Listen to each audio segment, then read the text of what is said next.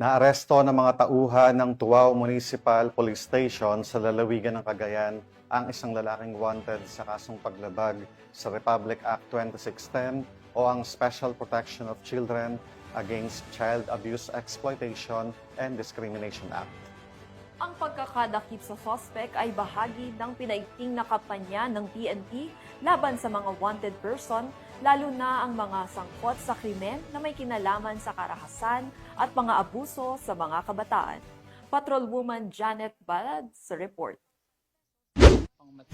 Naaresto ng mga tauhan ng PNP Tuaw ang isang lalaki na wanted sa kasong pang-aabusong sexual sa isang minor de edad matapos ipatupad ang warrant of arrest sa bayan ng Tuaw nito lamang ka-22 ng Agosto taong kasalukuyan.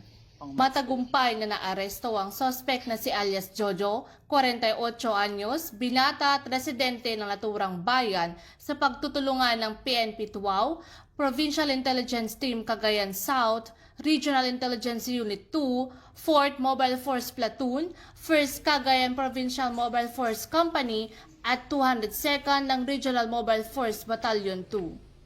Siya ay nahaharap sa paglabag sa Republic Act 7610 o Special Protection of Children Against Abuse, Exploitation and Discrimination Act. Kasalukuyang nasa kustodiya ng PNP Tuaw ang suspect matapos maisailalim sa dokumentasyon bago iharap sa korte na may jurisdiksyon sa kanyang kaso. Mula dito sa Lambak ng Cagayan, ako ang iyong PNN correspondent, Patrolwoman Janet Balad, alagad ng batas, tagataguyod ng Balitang Pulis.